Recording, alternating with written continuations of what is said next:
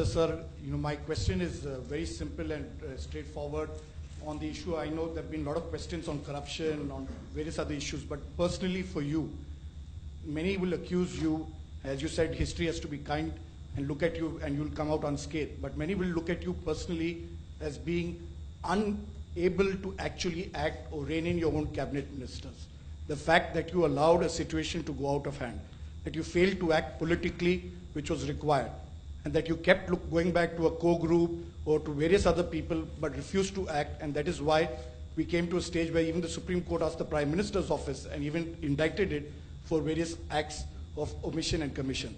So how do you respond to that politically, and how do you see your legacy because of the failure of you to act in a Well, I honestly believe that history will be kinder to me than the contemporary media or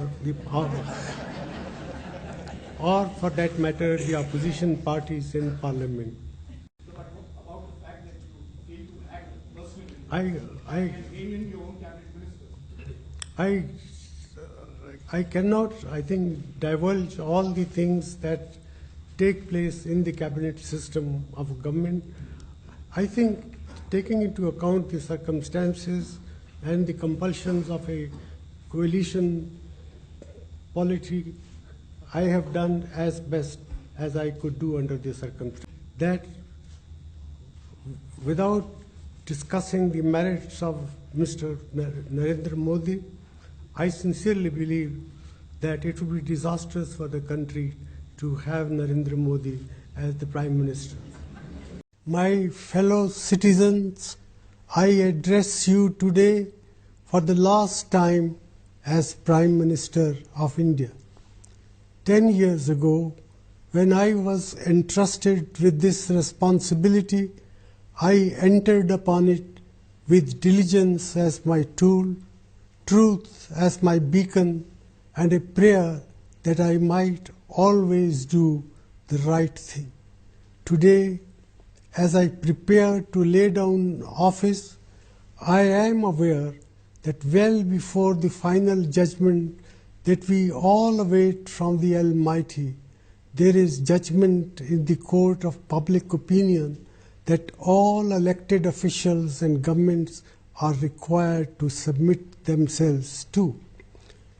Fellow citizens, each one of us should respect the judgment that you have delivered.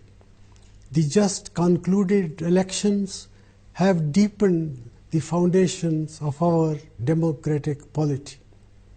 As I have said on many occasions, my life and tenure in public office are an open book. I have always tried to do my best in serving this great nation of ours. In the last 10 years, we as a country have seen many successes and achievements that we should be proud of. Today, India is a far stronger country in every respect than it was a decade ago. I give credit for these successes to all of you. However, there is still vast latent development potential in our country, and we must collectively work hard to realize it. As I leave office, my abiding memory will be the love and kindness that I have always received from you. I owe everything to this country, this great land of ours, where I, an underprivileged child of partition, was empowered enough to rise and occupy high office. It is both a debt that I will never be able to repay and a decoration that I will always wear with pride. Friends, I am confident about the future of India.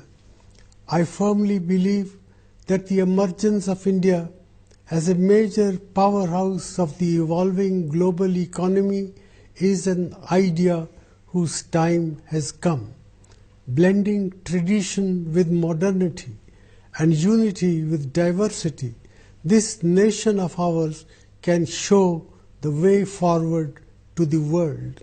Serving this nation has been my privilege.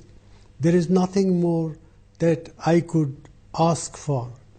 I wish the incoming government every success as it embarks on its task and pray for even greater successes for our nations. Thank you. Jai Hind.